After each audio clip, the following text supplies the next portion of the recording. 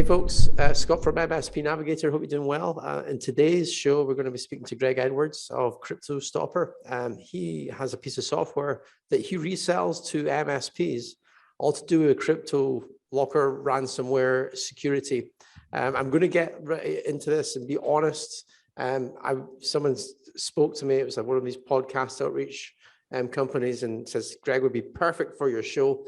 I've asked absolutely no questions really about what Greg does or anything like that. All I know is he has an MSP. So I think, Greg, we need a little bit of an introduction on yourself, what it is that CryptoStopper is, and how it kind of fits in with MSPs. So I'm going to give you the floor right away. All right. Thanks, Scott. Thanks for having me on today. So my background, I've owned an MSP since 1998, and I've started two different SaaS businesses out of that MSP. The first was an offsite backup and disaster recovery company. I sold that in 2017 and then started CryptoStopper at that time. And what CryptoStopper is an anti-ransomware tool. So we use deception technology where we deploy bait files and then watch those bait files and the native files for actively running ransomware attacks. So this is ransomware that's gotten past all the endpoint protection, and now ransomware is actively running on the network. And with CryptoStopper, we detect and kill those attacks in less than a second. How do you prioritize, like from these bait files, like is there a priority place within an operating system that they have to go so that they're the first files that get attacked? How does that work? Yeah. So what we've done is identified where ransomware will almost certainly start in several different primary directories. And so we have, because what ransomware won't do, they won't attack the operating system because they don't want to they don't want to destroy the machine. Generally, there are some that's the intent. Those generally aren't actually ransomware, but more destructive. So the real ransomware attacks where they're going after the data and trying to encrypt the data, those are generally going to hit the user profiles, app data, and hit what you naturally would think where the data is. And so by default, we'll deploy to those folders and then allow the MSPs to configure and add additional folders if they want. Okay, so what's the mechanism then? So you detect there's a piece of ransomware. What happens next with your software? What's the next step? Yeah, so if it's at the desktop, because there's two different versions. So there's server version and desktop version. So at the desktop version, it's going to identify the process that's running the encryption, first suspend it, verify that it is ransomware, and then kill that process. And then it'll send a notification to either if the MSP wants it to go to someone internally at the company or back to their service desk system. Okay, and is there an integration with the RMM tools that the MSP would be using? So there's some integrations. We're still working on building those out. Right now, basically the way that the alerting system works is that it's going to go through email and whatever, if you have support at yourmsp.com, then it's going to automatically create a ticket that way. Okay, so there's obviously the MSP market's pretty big, and there's so many choices when it comes to security. The customer base that at the moment that you've got for this product, why are they coming to you? Like, what's the unique selling point that you're offering with this product compared to the competition? Yeah, so really it is that the bait files and the fact that we're damage control. So it's not preventing ransomware, it's damage control around the ransomware attack and assuming that some of these attacks are going to get through. So you think about malware and again, I've been doing this for more than 20 years, so I've seen all the variations of malware and adware that have come out, and some malware has always gotten through no matter what the endpoint protection is. So if you start with that premise of some malware is going to get through, well, now malware is almost exclusively ransomware. So those few attacks that do get through, we've got to have a system to be able to detect and stop that after it gets through. And that's exactly what CryptoStopper is. So it's that uniqueness of being an after the fact. Ransomware is now running on the network and or on desktops, and we identify and kill that and sit alongside all of the other security products. So this isn't a replacement for antivirus or a replacement for XDR. This is in addition to. Okay. And from the, you're killing the ransomware, is there any mechanism in regards to, disabling the network cards or shutting the machine down? How does that work? Yep. So we don't disable the network card yet, but that's actually on our roadmap of next items to do. What we do at the desktop level, we're just shutting down the process, whatever that process is running the ransomware, we stop it. And a lot of times it's PowerShell. That's the way a lot of these current ones are getting through.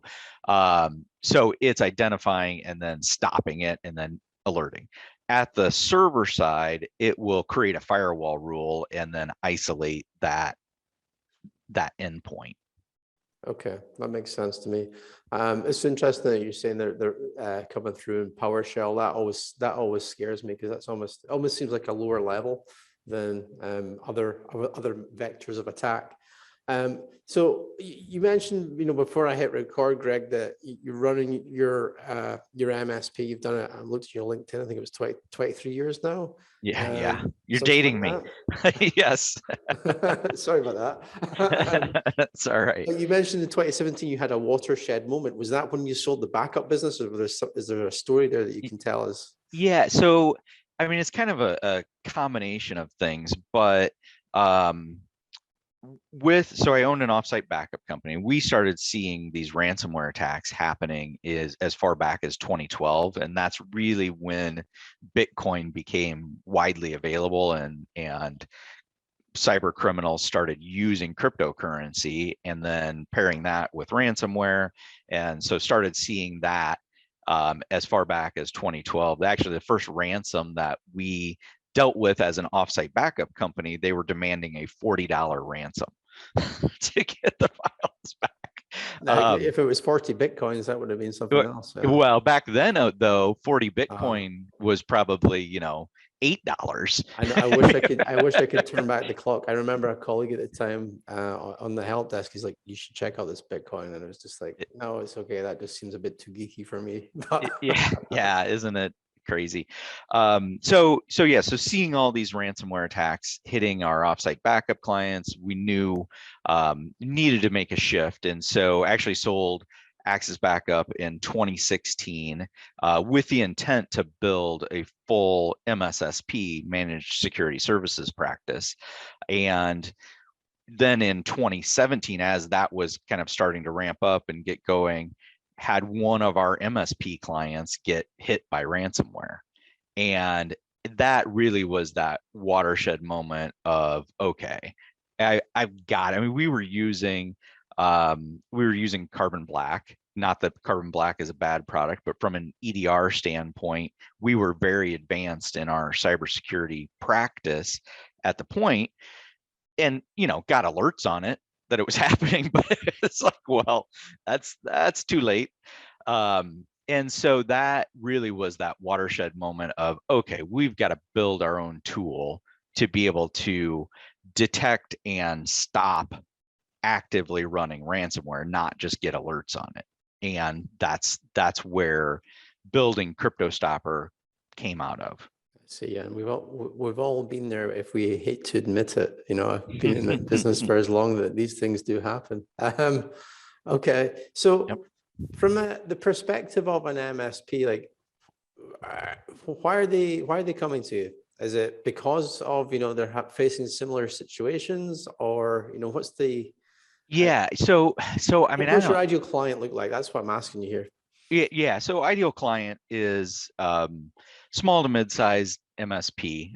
So somewhere the average MSP in the US is 7 employees, and that's the perfect perfect size and perfect kind of MSP for CryptoStopper. We have ones that are much larger with hundreds of employees and have ones that are smaller that are one employee, but that really perfect fit for us is that average sized MSP that has anywhere from 1,000 to several thousand endpoints under management and is looking for that solution that they know some ransomware is going to get through, and they want to be able to control that damage and not have their clients taken down. Okay, that makes a lot of sense. And what about pricing for the product? How's it priced? So it's $1 per endpoint per month. And so we wanted to price it less than antivirus in that range. So it's easy to add on and have a minimum of 100 endpoints to start with. Okay, all right. That's yeah, that seems fairly low, which sounds good. I guess the next point I want to cover is, you mentioned that this stops the process from happening. From an MSP's perspective, when they've got your software up and running and the alert comes in, what's the step that they should be taking when that alert comes in? What's the very first step that they should be taking? Should they be alerting the client or? Well, so they definitely want to contact the client at that point, and likely are going to need to connect remotely. They're going to need to remediate the damage. So they're going to get in that alert, they're going to get the last file that was hit, who was the user that was logged on, what machine is it coming from, and what was the last file that was hit.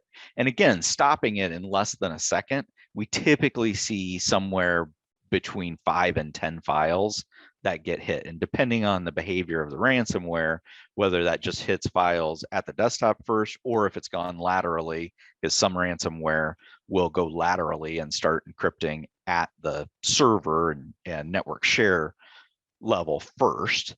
So depending on the situation, it's going to give them all of that relevant information around the attack. The attack's going to have been stopped. And so then they need to remediate what's happened. Where's that attack coming from? How did the user introduce it, and what happened? Okay. And we'll help them. I mean, we've seen so many different attacks. So then, contacting our support to work through what happened and make sure that it's been removed and not going to be an issue going forward.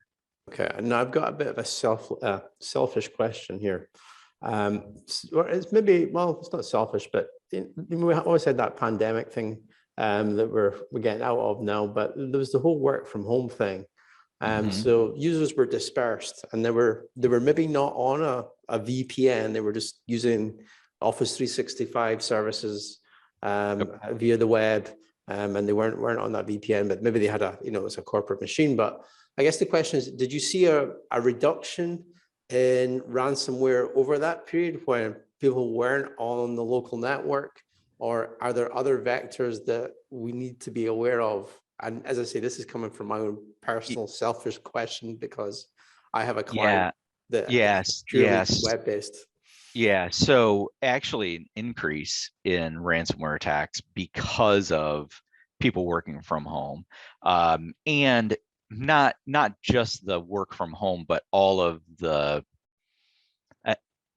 additional scam that allowed to be introduced. So think of employees working from home and getting the email to say, oh, this is your IT department, you need to connect to blah blah blah, then that introduced another level of phishing that then led to more and more ransomware attacks. I see. Okay, interesting. Yeah, that's good to know, because it's always been in the back of my mind. It's like, oh, all of these users that we've got, they've all come off of the LAN, so ransomware is not a problem. But I completely forgot about the phishing thing. It shows you how much I'm out the game now, Greg, with this. But and as I said, that was my own selfish question. So I think just to sort of wrap up here, are there any questions I've maybe not asked you that you would kind of like to get across to the audience, and whilst you're here on MSP Navigator? So, I mean, I think, how can they reach out to us if they're interested in CryptoStopper? What should they do? And then, how long have we been selling this to MSPs, and how do they know we're credible? Those kind of questions. Okay. Well, would you want to answer them? Sure, I would love to answer those. So we currently have just launched this to MSP. So we built this for our own clients to start with, and then in 2021 launched it to MSPs, actually in April of 2021. We now have 77 partners that are actively using CryptoStopper and over 14,000 endpoints deployed. So from that standpoint, it's out in the market, it's being used, we know that it works. Doesn't cause any problems with other tools. So that's another good question that we often get: is this going to cause problems with the other security stack? And no, I mean, we built it specifically to work with the existing security stacks. And then reach out to us and check out a demo. So it's getcryptostopper.com, and you can connect with me on LinkedIn too. Excellent. Yeah, it certainly seems like one to check out, especially, it does seem like low cost, and, as you're saying here, Greg, right now, the risks are just getting bigger. You just kind of have to look in the news and what's going on in other parts of the world. Right. Excellent. Well, great having you on the show, Greg. Thanks very much. Folks, if you are looking for any type of software to fit with your MSP, check out MSP Navigator. You can kind of just find that somewhere like on a search engine. But you can go and check out the reviews for all of the software and Greg's competitors as well. I'll see you in the next episode. Thanks, folks. Bye.